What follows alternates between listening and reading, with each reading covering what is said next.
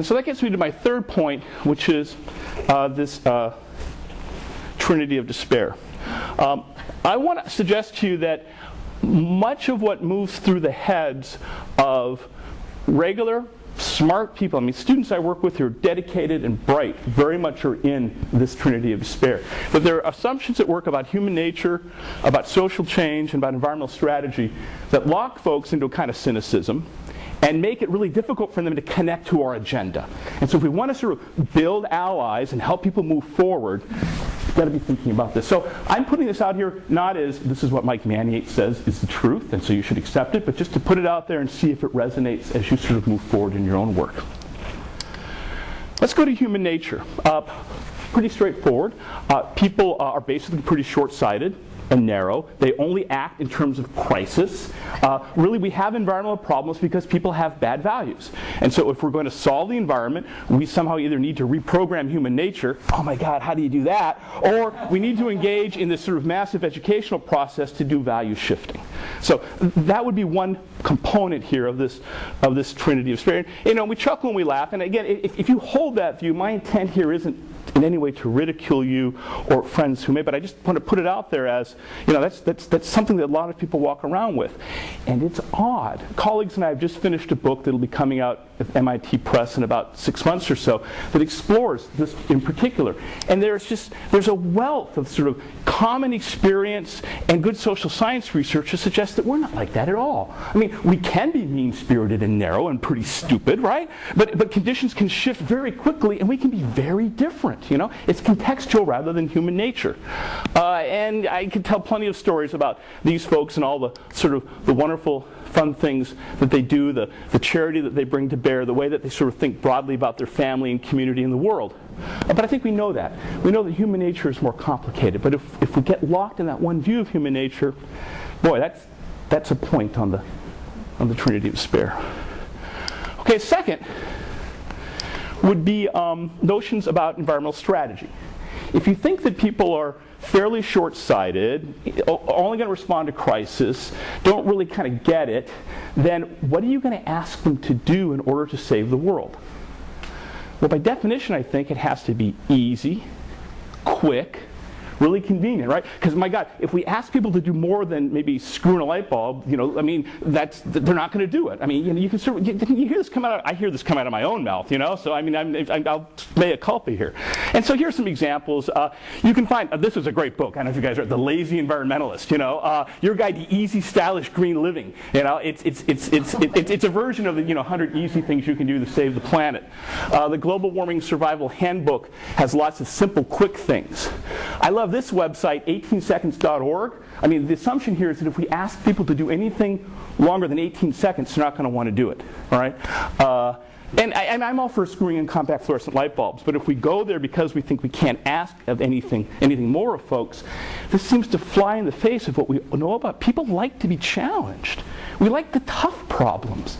You know, busy work in school is okay for the first week, but then you just want to take a fork and poke your eye out. You know, I mean, so there's something going on here. Al Gore had this. What was this thing he had a couple of years ago? Help me out. You know, he had the global concert.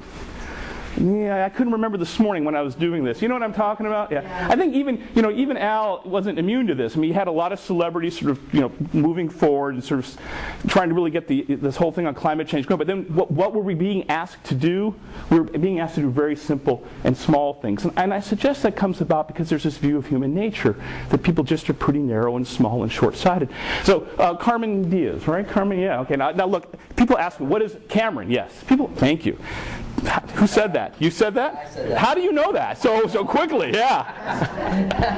I haven't met you yet. I don't know you well, but I want to get to know you. Okay, all right. People ask me, what is Al Gore looking at? I don't know. Okay, but when Cameron Diaz was up on stage, she said that she was very concerned about climate change, and the thing that she did to sort of change the world was she didn't shave her legs in the shower. Now I'm a father of 2 adolescent daughters, and anything I can do to keep the water water bill down, is great. But to think that, if I don't shave my legs in the shower and you screw in a light bulb, that the sum total of that is going to sort of save the world.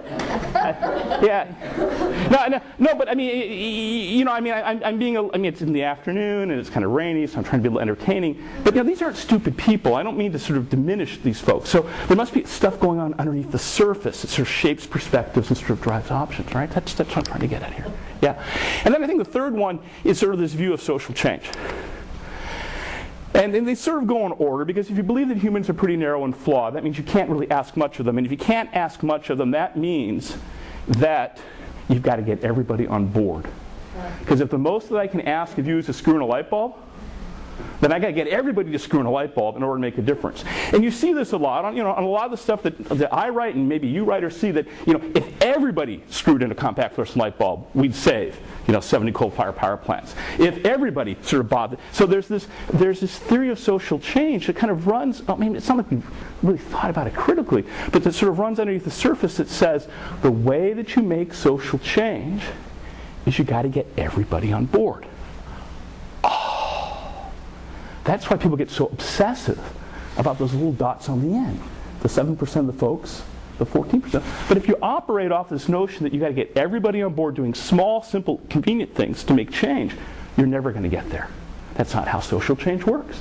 It's a prescription for cynicism. The first time you run into somebody who doesn't want to recycle or doesn't believe in sort of climate change and can't be moved, then you say, well, my theory of social change is impotent, and therefore we need a crisis.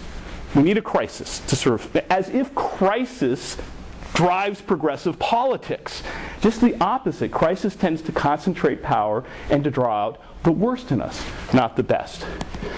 And so I don't think there's a conspiracy of like 6 guys in a room trying to undermine our ability to make social change. But if there were a conspiracy, this is what it would look like.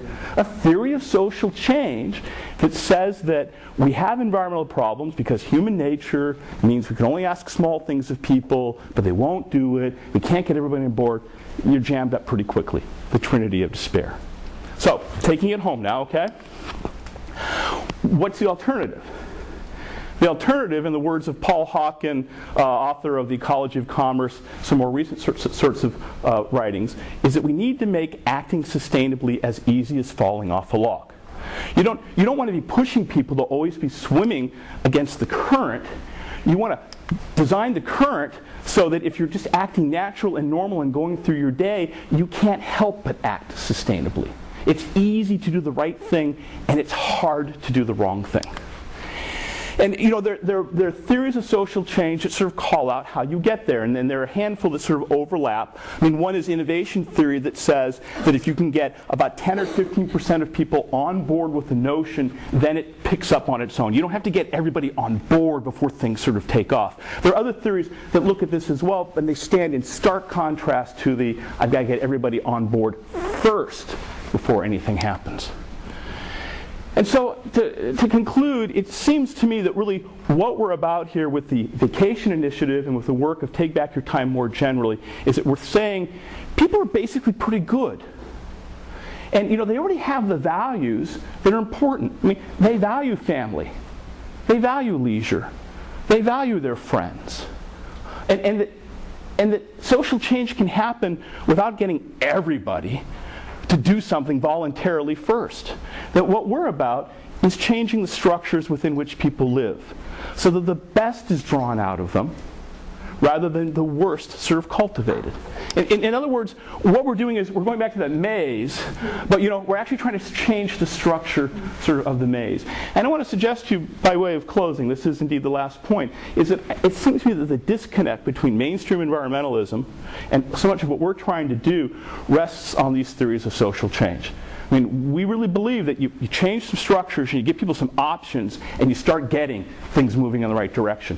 And I don't want to suggest that mainstream environmental folks don't believe that. I just think that without much thinking, or perhaps it's because of this dominant 10 easy ways to save the planet and all the green marketing that comes, there's a theory of social change that's insinuated itself in mainstream environmentalism that challenges a lot of that. And so I think the more that we can call out this trinity of despair, the more we can identify assumptions about human nature and about theories of social change, and about what we can ask of people, and actually have honest conversations about that, I think the better off we'll be. And that is me, and you're welcome to give me a jingle or zip me an email if you want to continue this conversation, and I've got some publications coming out that I'd be happy to share with you. Thank you.